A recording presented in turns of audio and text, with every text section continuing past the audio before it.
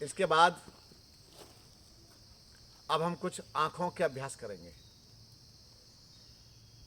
आंखों के लिए विशेषकर आज के समय सबसे अधिक जो नुकसानदेह है वह है हमारा मोबाइल, लैपटॉप, कंप्यूटर। इसके रेडिएशन ने हमारी आंखें खा ली। क्यों? रात के 12-12 बजे तक, 1-1 बजे तक हम लगातार मोबाइल में कंटिन्यू देखते रहते हैं। कई लोग ऐसे हैं। और बच्चे तो बच्चे, वाह कमाल हो गया, उनकी तो पूरी रात भी निकल जाती है उसमें देखते देखते। उसकी आवाज़ नहीं आएगी आप लोगों को, उसकी आवाज़ साइलेंट रहती है। नहीं आजकल तो लीड आ रही है, लीड में अपना खुसर फुसर चलता रहता है। तो ये जो है ठीक नहीं है, इससे आंखें चली जाती है। और जब मॉर्निंग में, प्रातःकाल में जब बच्चे उठते हैं, खिड़की बंद करो, खिड़की बंद करो जल्दी, क्या है मॉम, मॉम खिड़की बंद करो, धूप नहीं आनी चाहिए। ये जो इसको बोलते हैं चिड़ होना, अंदर से चिड़ टाइप का, इरिटेशन। और आंखें ऐसे होती हैं, आंखें सूरज की ओर देख नहीं सकते बच्चे। क्या मैं गलत कह रहा हूँ? नहीं ठीक है। धूप की ओर नहीं देख सकते। धूप में जाने के लिए उनको कुछ ना कुछ आंखों पर लेंस चाहिए, कुछ ना कुछ ऐसी चीज चाहिए बचाव करने के लिए, क्योंकि धूप उनसे सहन नहीं होती है बच्चों से। और कई बच्चे अंधेरा पसंद करते हैं। तो इसीलिए क्या होता है, आंखें हमारी खत्म हो रही है, बच्चों की आंखें। अब देखना, बहुत सारी लड़कियों को, लड़कों को अधिकांश चश्मे लग चुके हैं। ठीक है ना भैया? तो चश्मे लग चुके हैं। अब आपके पास बचाव का क्या रास्ता है? और बचाव के कुछ रास्ते हैं तो आप उन उपायों को करते भी नहीं हैं। तो मैं कुछ उपाय आपके सामने रखने का प्रयास कर रहा हूं। सबसे पहला उपाय, अर्ली मॉर्निंग जल्दी उठना और जल्दी सोना। जल्दी सोना, इधर जल्दी उठना। एक बात, मुंह में पानी भर के आंखों पर छींटे मारना।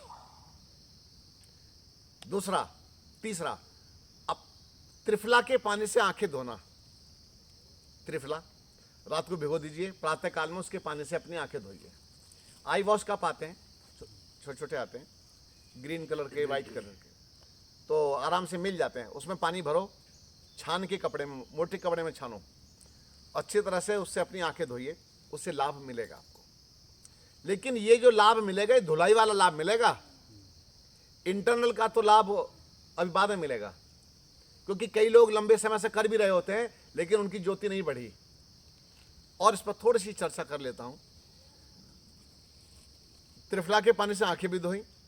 एक काम और कर सकते हैं, सवेरे सवेरे जल्दी उठ, जैसे आप उठते ही अपनी आंखों में थूक लगाइए, लाभ अपनी आंखों में लगाइए अच्छी तरह से, और थोड़ी देर बैठे रहिए। तो कहते हैं कि ये भी लुब्रिकेंट का काम करता है और आपकी आंखों को ठीक कर देता है। हमारी आंखें ड्राई हो जाती हैं। आप जो ड्रॉप लाते हैं, ड्रॉपर जो होता है, वो भी लुब्रिकेंट ही होता है एक प्रकार से। मतलब आपकी आंखों में थोड़ा सा चिकनाई पैदा करेगा। और कुछ ऐसी और दवाइयाँ होती हैं कि जो थोड़ा लगती हैं आपकी आंखों में। लगने का अर्थ है कि आपके जैसे अदरक का रस है और प्याज का रस है, ऐसी कुछ चीज़ें आंखों में डाली जाती हैं। किसी ने कितना दिमाग लगाया होगा, जब प्याज छीलते छीलते आंखों से पानी आ जाता है तो इसका रस डालेंगे तो कैसे सफाई नहीं होगी। तो उन्होंने शहद और प्याज का रस दोनों मिक्स किया और वो आंखों में डालना प्रारंभ किया, तो उससे आंखों की धुलाई हो गई, सफाई हुई। तो ये हल्के हल्के उपाय हैं। मेरे गुरुजी बताया करते थे एलोवेरा का रस लगाइए, पर एलोवेरा कौन सा, जो ताज़ा फ्रेश, उसको तोड़ा, यूँ दबाया, दबाने के बाद आंखों में उसको लगाया। कहते हैं कि मोतियाबिंद तक का भी प्रभाव खत्म होना शुरू हो जाता है इन उपायों से। नंगे पैर घास पर घूमे, आप देखना, नंगे पैर घास पर घूम करके बड़े अच्छे लगता, बहुत अच्छा लगता है। कभी कभी यहाँ भी जैसे आप आए हैं, आश्रम में आए हुए हैं, क्योंकि आश्रम तो साफ सुथरा है, आप नंगे पैर घूमिए। छोटी छोटी जो कंकड़ी है ना, छोटे छोटे, वो आपके पैरों के तलवों में एक्यूप्रेशर करेंगी। उससे भी नंगे पैर चलने वालों की भी आंखें अच्छी रहती हैं। मिट्टी के ढेले जहाँ लगेगी यार है तो कच्ची जमीन है, वहाँ जूते उतार दो, चप्पल उतार दो, हाथ में ले लो, चलो नंगे पैर घूमते हैं। तो थोड़ा शौक पैदा कीजिए। तो इससे क्या होगा, आपकी आंखों की ज्योति बढ़ेगी, उससे आपको बड़ा भारी लाभ मिलेगा। अगला, तालियां बजाना, ताली वादन। सरसों का तेल हाथों पर मल के तब ताली बजाना चाहिए, सूखी ताली कभी नहीं बजाना चाहिए। अगर आप सूखे सूखे अपने हाथों को बजा रहे हैं तो हीट पैदा होगी और आपको नुकसान दे देगी। अगर आपने सरसों का तेल मला है और आप किसी कपड़े पर बैठे हैं, लकड़ी या कोई जूता आपने पहना है, तब आपको लाभ मिलेगा। और डायरेक्ट अगर आपने नंगा पैर जमीन पर रखा हुआ है, आप ऐसी अवस्था में ताली मत बजाइए। इसके भी नियम होते हैं, ऐसे कहीं भी शुरू हो गए तो वो ठीक नहीं है।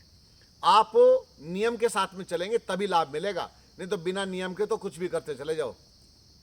बिना नियम के चलोगे सड़क पर तो टकरा जाओगे, नियम के साथ चलोगे तो पार हो जाओगे। अभ्यास करते समय में भी आप पूरे नियम के साथ अभ्यास कीजिए, तभी आपको प्रॉपर तरीके से करने पर प्रॉपर ही लाभ मिलेगा। अगला, आंखों के लिए आप क्या करें, जल नीति करें। अभी आप ये सीख ही रहे हैं, जल नीति, रबर नीति, तेल नीति, कुंजर क्रिया, ये भैया आप यहाँ सीख रहे हैं। ये क्लींजिंग है, इससे आएगी अंदर से आंखों में रोशनी। ये क्लींजिंग करने से, जल नीति से किया, रबर नीति किया आपने, है ना, करतो रहे रबर नीति, बह रहा है आंखों से पानी, करतो रहे तेल नीति। तेल भी कौन सा लाएं, कच्ची घानी का शुद्ध सरसों का तेल लाइए। जो लगता है नाकों में, ऐसा ही तेल चाहिए, नाक में जो लगे आपको झंझना दे पूरा, तो आपको फिर आंखों में दवाई डालने की आवश्यकता भी नहीं पड़ेगी, उसी से आपको लाभ मिल जाएगा। इसके बाद फिर हम क्या कर सकते हैं, कुंजर क्रिया किया तो उससे एसिड निकला। एसिड आपकी आंखों को खा रहा होता है, एसिड जो भरा हुआ आपकी आंखों में वो एकदम धुंधलापन कर रहा है।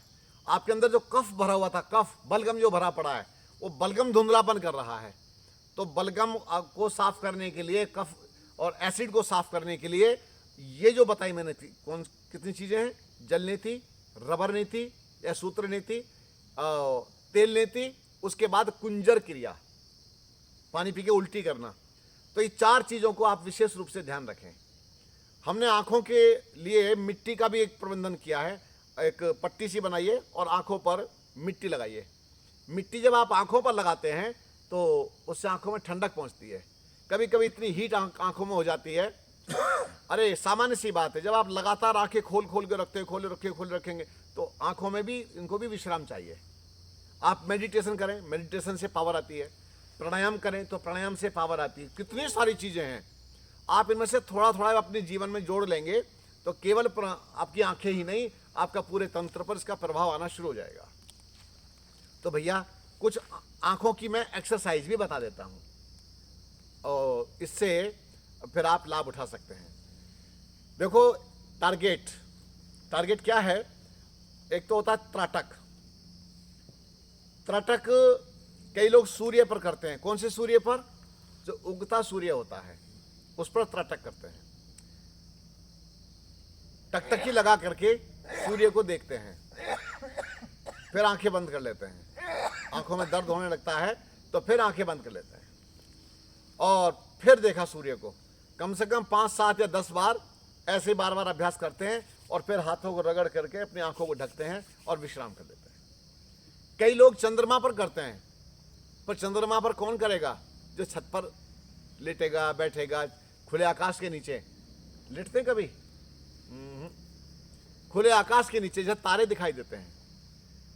शहरों में आने के बाद तारे घट के पता नहीं कहां चले गए, पोल्यूशन से ढक गए। नहीं, शहरों में होते तो हैं। गांव में जाइए ना एक बार, जब आप गांव में जाएंगे तो पूरे आसमान पर, लेकिन कौन से गांव में जहां बिजली ना हो, जहां बिजली ना हो ऐसे गांव में जाइए और भैया आप लेट जाइए आसमान के नीचे, आपको छोटे छोटे तारे भी दिखाई देने शुरू हो जाएंगे। ये बड़ा आनंद आएगा, ऐसा लगेगा वाह मैं तो तारों की छांव में लेटा हूं ऐसे करके। तो तारों की छांव में सोने वाले भी बीमार नहीं होते थे। बोलो, पॉल्यूशन की छांव में पड़े आप लोग, प्रदूषण निकलने का नाम नहीं लेते, कहीं घूमने जाने का भी मूड नहीं बनता। तो इसीलिए ऐसे स्थानों को टटोलिए। इसके बाद कई लोग चंद्रमा पर, मैंने बताया चंद्रमा पर अभ्यास करते हैं, देखते हैं टकटकी लगा करके। और कई लोग दिया जला करके, एक दीपक लेते हैं, तैयार किया, ऐसे स्थान पर रखें उसको जहां हवा ना चल रही हो। हवा चलेगी तो वो उसको हिलाती रहेगी, हाँ लौ उसकी हिलती रहेगी। तो दिए की ज्योति बिल्कुल एकदम सीधी रहनी चाहिए और आप थोड़ा दूरी पर बैठें और दिए को टकटकी लगा करके देखिए और फिर आंखें बंद कीजिए, फिर देखिए, फिर आंखें बंद कीजिए आपको ऐसा लगेगा कि जैसे दिए की लो मुझे अंदर दिखाई दे रही है। ठीक है ना? तो इस प्रकार से बार बार अभ्यास कीजिए और फिर हाथों को रगड़ करके आंखों को ढक लेते हैं। मैं बता रहा था कि अभी हम अभ्यास करेंगे, एक हाथ निकालेंगे और सबसे पहले यहां देखेंगे, इसके ऊपर अंगूठे के ऊपर देखिए।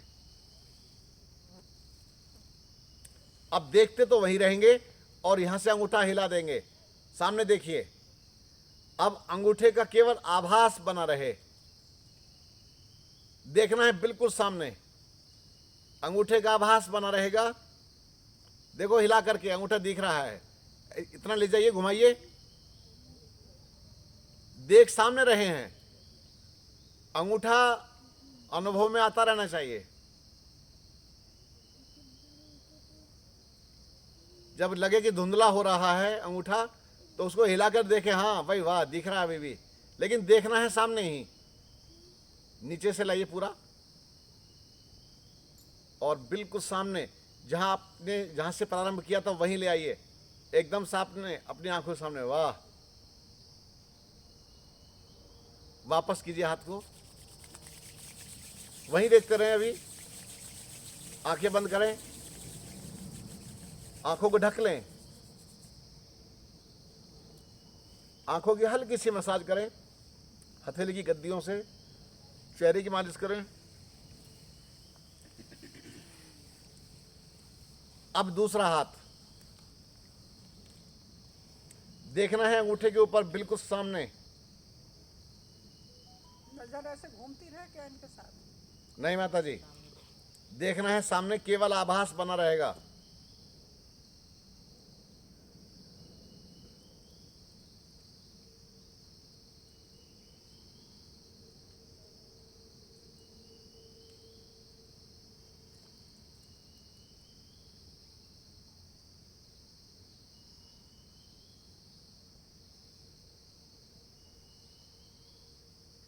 बल्कि पलके भी मत झपकिए।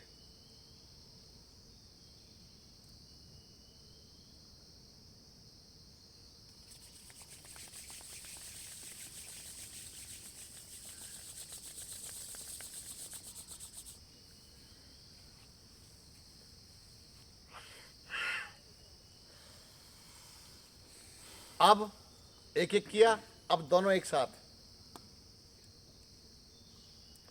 अब आपका ध्यान दोनों अंगूठों पर रहेगा। देखो यहां तो बिल्कुल क्लियर दिख रहे हैं,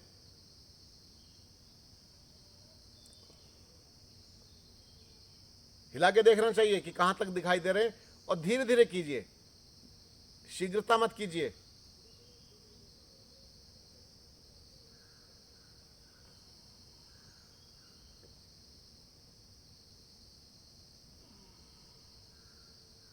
बहुत अच्छा, हाथ मिलाइए आपस में।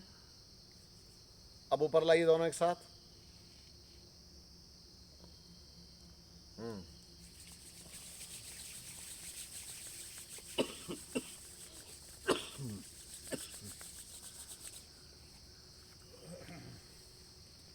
ये तो हुआ हाथों के साथ आंखों को टिकाना। अब सामने देखिए, अब गर्दन को नहीं हिलाएंगे, अब केवल आंखों की पुतलियों का खेल चलेगा। ऊपर,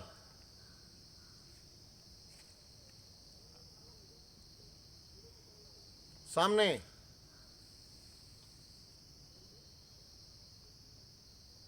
नीचे,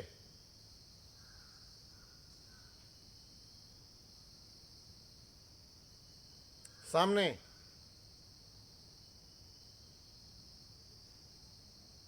ऊपर,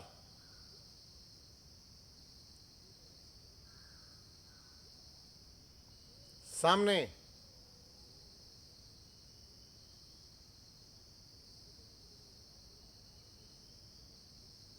नीचे, सामने,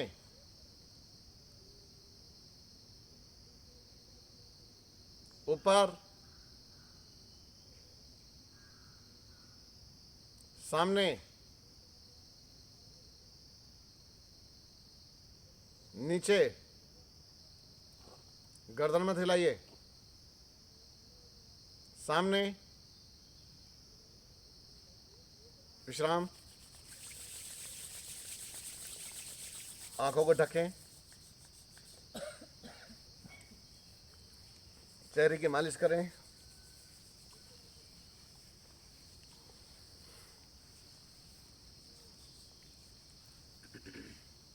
सामने देखिए, बाएं, गर्दन नहीं हिलाएंगे, सामने, दाएं, सामने,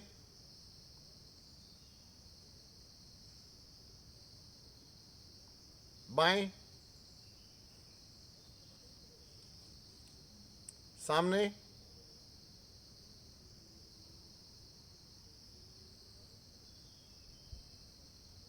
दाएं,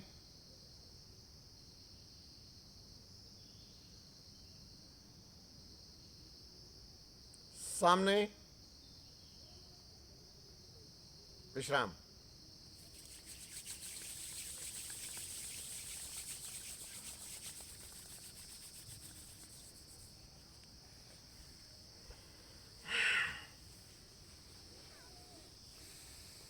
इसके बाद आंखों को गोल घुमाएंगे,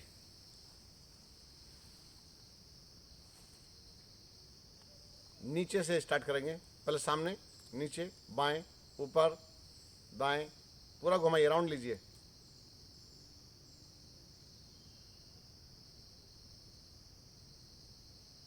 गर्दन बिल्कुल नहीं हिलाएंगे, गर्दन मत हिलाइए, मैं देख रहा हूं गर्दन हिल रही है आपकी भी।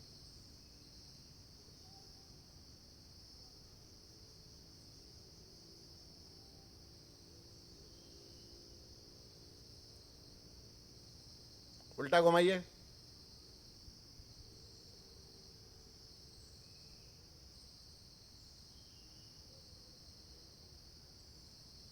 रोकिए,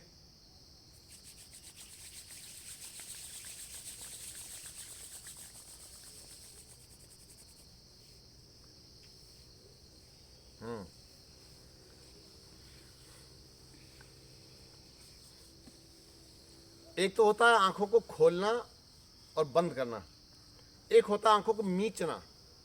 मीचते कैसे हैं? ऐसे,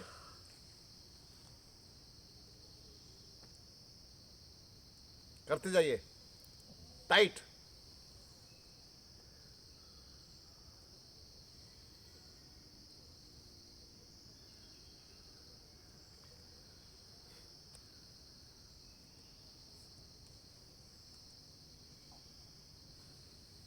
बस आंखों में गर्मी आ जाएगी। आंखों को ढक लें,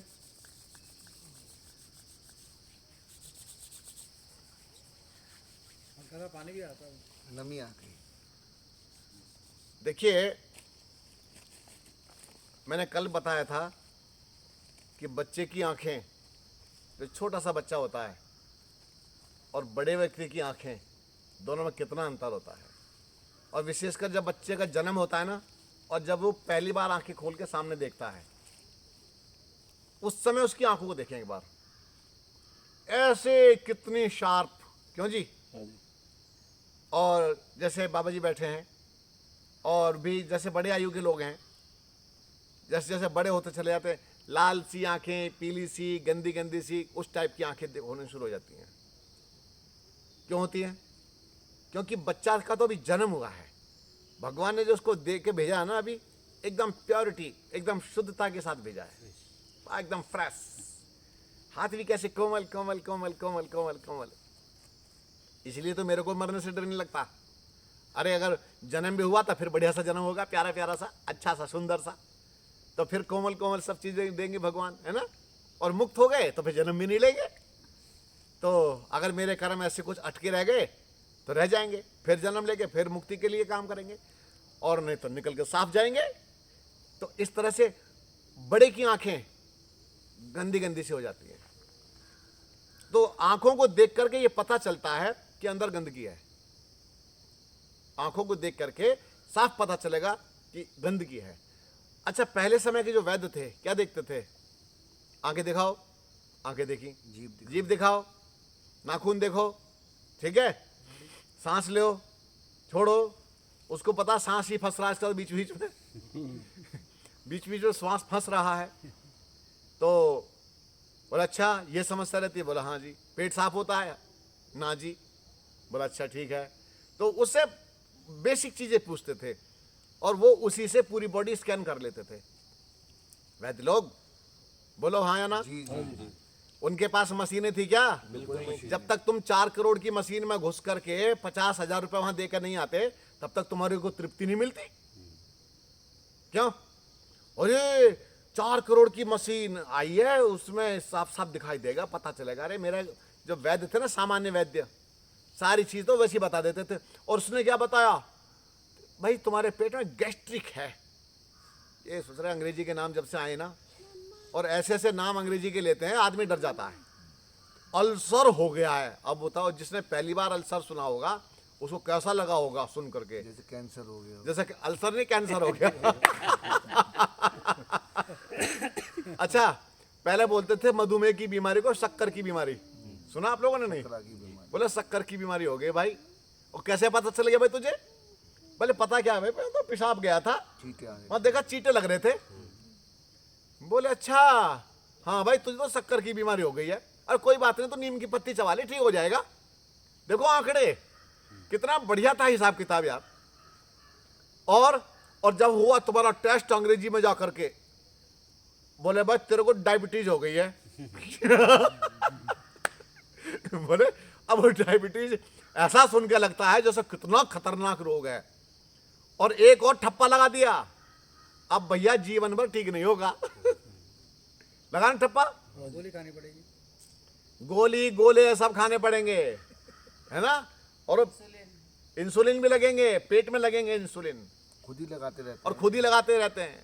तो इसीलिए भैया नेचुरल सामान्य जीवन जियो, आप सामान्य बने रहोगे।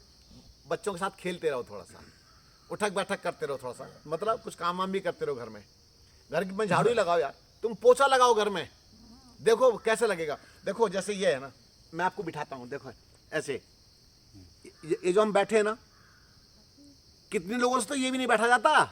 बोलो, इसलिए नहीं बैठा जाता, ये बाबूजी बन गए, ये सारे के सारे बाबूजी बने। तो इन्हें कमोड चाहिए, कमोड जैसे एनाकोंडा घर में आ गया हो तो कमोड हर समय कुर्सी पर, लेटरिन भी कुर्सी पर करते हैं बैठ करके, खाना भी कुर्सी पर खाएंगे, तो तुम्हारे घुटने कैसे बढ़ेंगे? बोलो, घुटने तो काम ही ना करें वैसे ही। तो हमारी आदतें खराब हो गई हैं, हमारी जीवन शैली खराब हो गई है, तो हमने अपना लाइफ स्टाइल चेंज कर दिया है। इस कारण से पूरा समाज बीमार है, और इस समाज को मुक्ति का उपाय इनके पास में अब है नहीं। जो है उसको ये एक्सेप्ट नहीं करते। और हमारे जैसा को तो बड़े बड़े जो पढ़े लिखे डॉक्टर है ना, वो कहते हैं अरे बेवकूफ लोग हैं।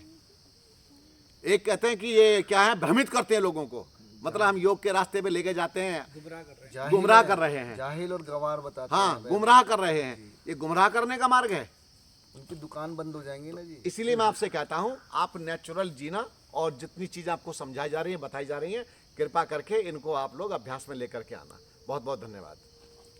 ओम।